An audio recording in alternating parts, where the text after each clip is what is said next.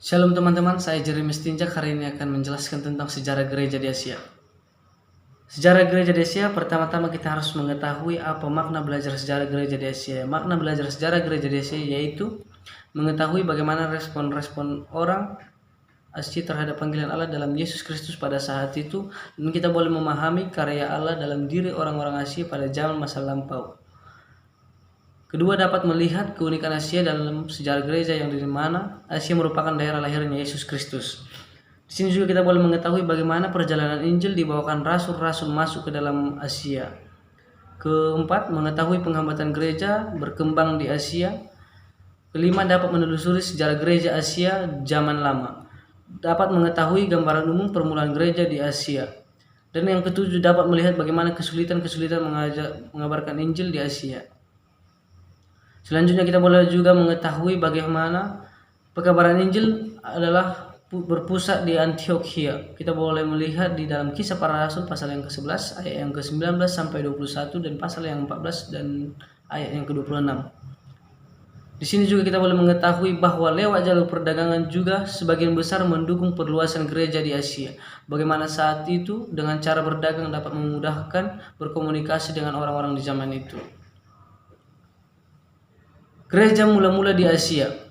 Asia merupakan salah satu wilayah yang memiliki keunikan tersendiri dalam perjalanan sejarah kekristenan. Meskipun perkembangan kekristenan mengalami pasang surut, tetapi Asia merupakan daerah lahirnya kekristenan, yaitu di Timur Tengah, tepatnya di Galilea dan Yerusalem. Dalam Perjanjian Baru, khususnya Kisah Para Rasul pasal yang kedua, dengan jelas mencatat bahwa sejarah kekristenan dimulai sejak peristiwa Pentakosta Yerusalem. Oleh kuasa Roh Kudus, Injil diberitakan oleh para murid Yesus dari Yudea, Samaria hingga ke Kaisaran pada Kisah Para Rasul pasal 2 ayat ke-40. Berikutnya, kekristenan lahir di tempat antara timur dan barat, yakni Yerusalem. Dari segi geografis, kota Yerusalem terletak di wilayah Asia Barat, tetapi dari segi politis merupakan ibu kota suatu provinsi Kekaisaran Romawi yang berorientasi ke arah Eropa. Berikutnya, masa pertama gereja di Asia sampai tahun 1500 menguraikan perluasan kekristenan dalam pertama ke arah timur, ke wilayah Timur Tengah, India sampai ke Cina. Orang Kristen Asia adalah orang yang pertama sekali memakai gedung gereja sebagai tempat beribadah dan yang pertama menerjemahkan Alkitab. Alkitab diterjemahkan oleh Raja Kristen pertama adalah orang Asia. Di Asia, kekristenan menghadapi agama-agama dan kebudayaan kuat yang sulit dimasuki Injil. Kesulitannya menimbulkan beberapa pertikaian, misalnya mengenai isu tentang kasta, upacara penghormatan nenek moyang, dan lain-lain. Penginjilan diarahkan pada golongan masyarakat yang dianggap strategis. Berbeda dengan misi Katolik, misi Protestan mengutamakan penerjemah Alkitab sebagai langkah pertama pekabaran Injil. Gereja Protestan menekankan firman Tuhan atau sola scriptura, ditambah lagi bersedianya Alkitab dalam bahasa setempat, memungkinkan gereja membentuk teologi kontekstual tanpa bergantung terus pada hasil penafsiran orang-orang barat. Kita juga boleh melihat di sini permulaan gereja di bawah kekuasaan pemerintahan Romawi. Permulaan gereja di Romawi, kekuasaan pemerintahan Romawi memiliki daerah kekuasaan yakni Palestina, Syria, dan Asia Kecil. Bahasa yang digunakan sebagian besar pergaulannya yaitu bahasa Yunani, yang pada masa itu disebut sebagai bahasa Koine. Kebudayaan ini merupakan kebudayaan Yunani dari zaman kejayaan kota Athena pada abad yang ke-5 dan 3 sebelum Masehi. Pada masa itu, penyebaran kekristenan berjalan seiring dengan penyebaran perdagangan. Jalan-jalan raya yang dibangun menyebabkan lancarnya komunikasi antar kota. Imperium Romanum adalah sebuah identitas politik yang pernah berkuasa di Italia saat ini dengan Roma sebagai pusat pemerintahannya. Walaupun kota Roma telah berdiri sejak tahun 753 sebelum Masehi, perlu waktu 500 tahun bagi pemerintah Romawi untuk meneguhkan kekuasaannya hingga melewati semenanjung Italia. Permulaan gereja di bawah kekuasaan pemerintahan Romawi. Kurang lebih 3 abad setelah kematian Kaisar Agustus wafat pada tahun 14 Masehi, Roma yang berbentuk kekaisaran telah berkembang dengan pesatnya. Dengan wilayah yang luas dan kekuatan militer yang terkalahkan, kekaisaran Romawi menjadi kekaisaran terbesar di dunia yang telah dikenal ketika itu. Masa yang biasa disebut Pax Romana dimanapun terwujud. Berikutnya pada saat inilah agama Kristen mulai tumbuh dan berkembang di Roma. Tidak seperti agama-agama sebelumnya, diwariskan dari generasi ke generasi sebagai ciri-ciri budaya suatu bangsa. Agama Kristen secara aktif mempertobatkan mereka yang belum percaya. Agama Kristen bermula dari Timur Tengah dan menyebar hingga ke Yunani dan Mesir. Para utusan Injil Kristen terutama murid Yesus Petrus perintis penyebaran agama Kristen bersama-sama Saulus dari Tarsus, kini dikenal sebagai Paulus, memberitakan agama yang baru itu ke seluruh wilayah kekaisaran dan bahkan sampai ke Roma. Permulaan gereja di bawah kekuasaan kerajaan Partia atau Persia. Tahun 225 Partia berubah menjadi Persia, yang kerajaan yang dulu dikenal masa zaman Perjanjian Lama dengan rajanya Kores atau Cyrus yang telah berhasil menguasai Babilonia. Agama yang cukup kuat di wilayah ini adalah Zoroaster yang sangat menghambat pertumbuhan Kristen di daerahnya pada masa itu.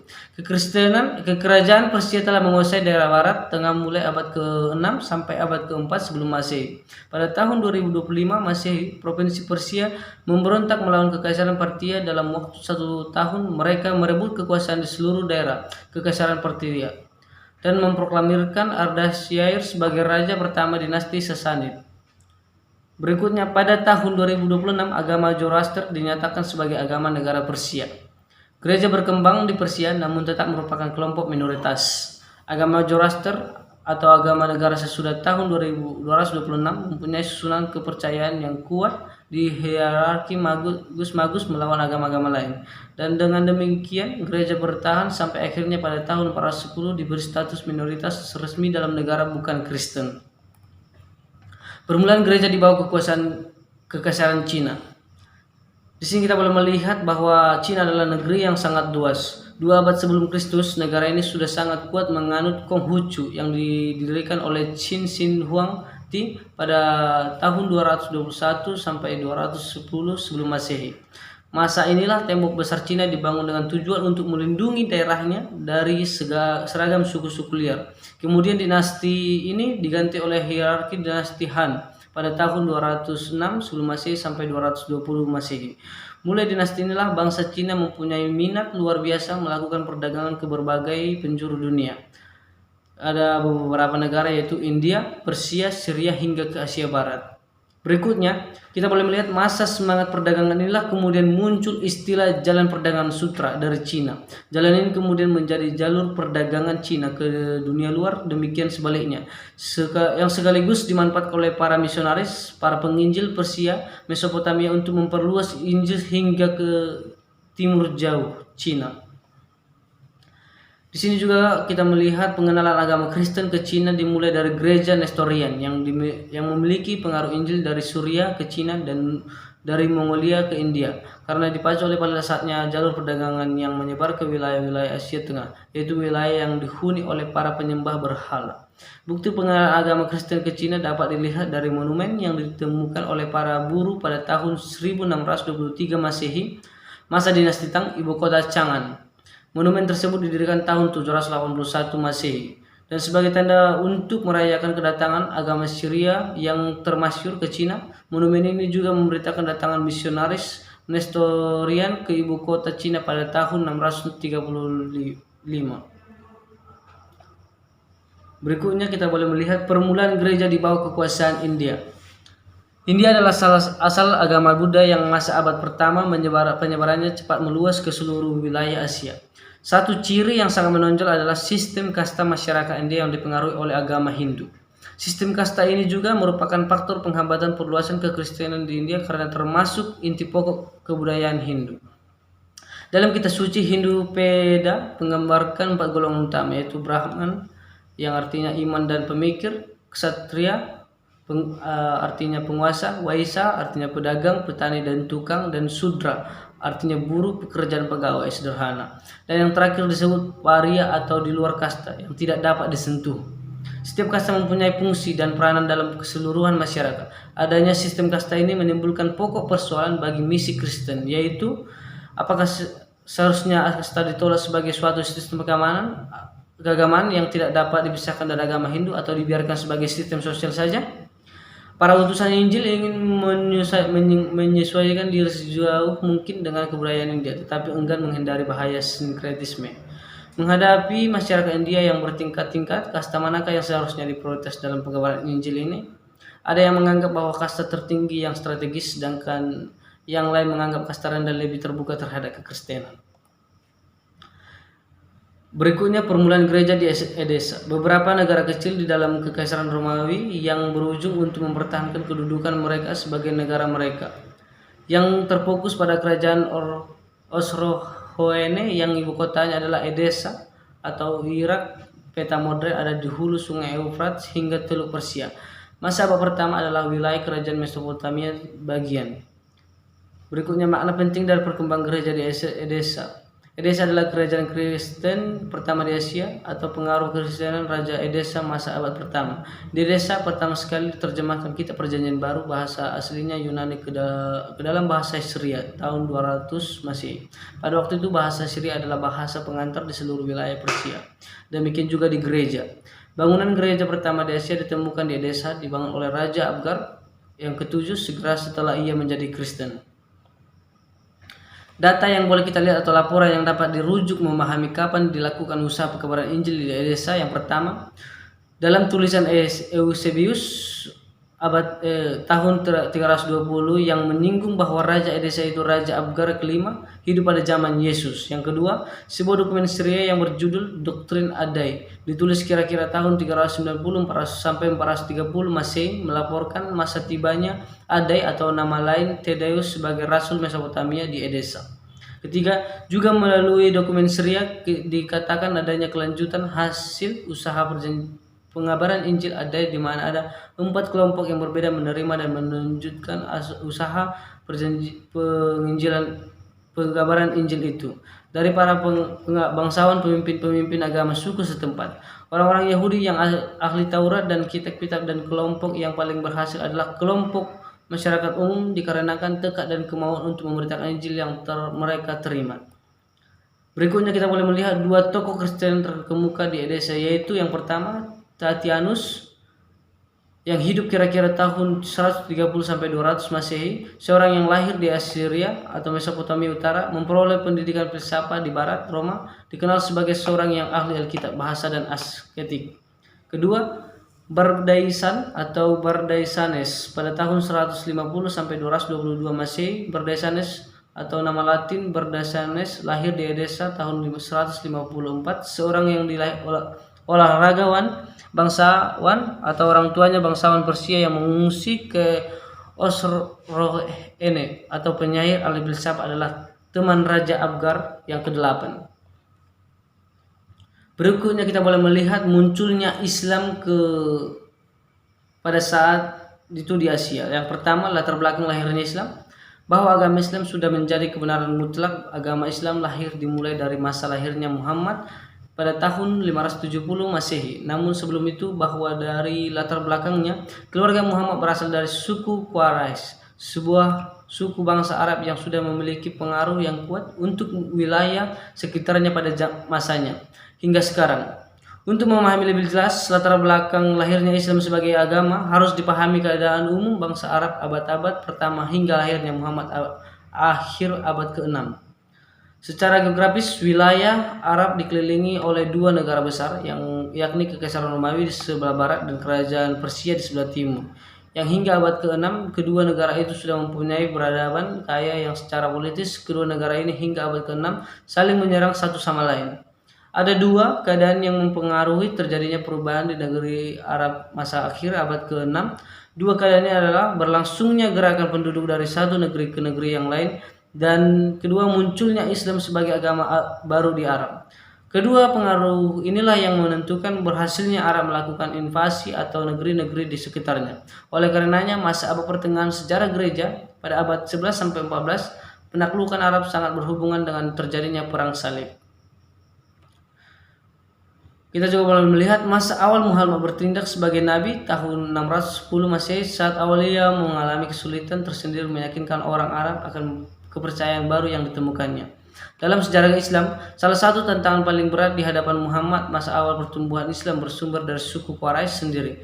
Atas penekanan suku Quraisy terhadap pertumbuhan Islam membuat pengikut Muhammad melakukan pengungsian pertama ke Madinah. Pada tahun 622 Masehi yang jaraknya 380 km wilayah utara Mekah. Dan ternyata hijrah atau mengungsi pertama ini telah membawa berkah tersendiri bagi Muhammad dan pengikutnya. Sebab tahun inilah Islam menentukan awalnya muncul tahun Hijriah. Berikutnya pada usia 40 tahun, Nabi Muhammad sering menyendiri dan bertafakur di Gua Hira. Hingga pada akhirnya pada 17 Ramadan 6 Agustus 611, beliau dikunjungi oleh malaikat Jibril yang datang untuk menyampaikan wahyu pertama dari Allah Subhanahu wa taala kepada beliau. Bacalah dengan menyebut nama Tuhanmu yang menciptakan. Kita boleh melihat dalam kitab suci Islam Al-Qur'an ke-96 ayat 1 sampai ke-5. Dengan turunnya wahyu tersebut, Nabi Muhammad Subhanahu wa taala dipilih sebagai rasul oleh Allah Subhanahu wa taala.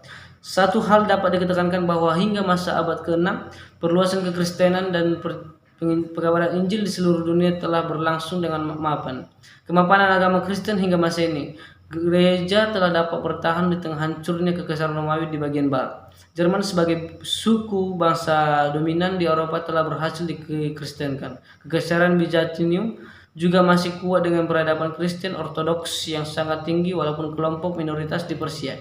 Gereja Nestorian telah diakui sebagai agama resmi. Dan berikutnya, namun setelah munculnya Islam, keadaan baik kekristenan sebagaimana disebut di atas ternyata keadaan dijungkir balikkan. Di tengah perkembangan Islam yang sangat pesat, hanya masih 1 abad dari munculnya Islam, agama ini telah menjadi agama negara untuk beberapa wilayah Asia pada masanya. Di wilayah Asia pada zamannya, kekristenan hanya dapat bertahan daripada berkembang, bahkan masa abad ke-13 sampai 14 gereja di Asia nyaris punah. Dikuatkan oleh bukti historis, Muhammad sangat mengenal kekristenan. Bukti ini dapat dijelaskan melalui penggambaran Muhammad tentang Nabi Isa sebagai nabi yang luar biasa. Muhammad menyebutnya sebagai rasul, nabi dan hamba Allah, lahir dari seorang anak darah, melakukan mujizat, naik ke surga. Namun ia sangat menolak keras Isa sebagai anak Allah dan Isa yang disalibkan. Kesimpulan, belajar sejarah gereja Asia menolong kita untuk memahami bagaimana orang Kristen Asia setelah menerima Injil Yesus Kristus dan percaya kepadanya memiliki iman untuk tetap semangat memberitakan Injil. Ada tantangan atau aniaya yang dialami oleh orang Kristen di Asia pada masa lampau, tetapi mereka tetap mempertahankan iman atau kuat dalam iman. Implikasi memiliki kasih Kristus. Belajar sejarah gereja di Asia menolong kita bahwa orang-orang Kristen di Asia masa lampau telah menunjukkan kesaksian hidup dalam kasih Kristus dan menolong kita untuk memahami secara konkret apa itu kudus, arti memiliki iman yang kuat, dan arti memiliki kasih Yesus Kristus. Sekian pembahasan hari ini. Tuhan Yesus memberkati. Terima kasih.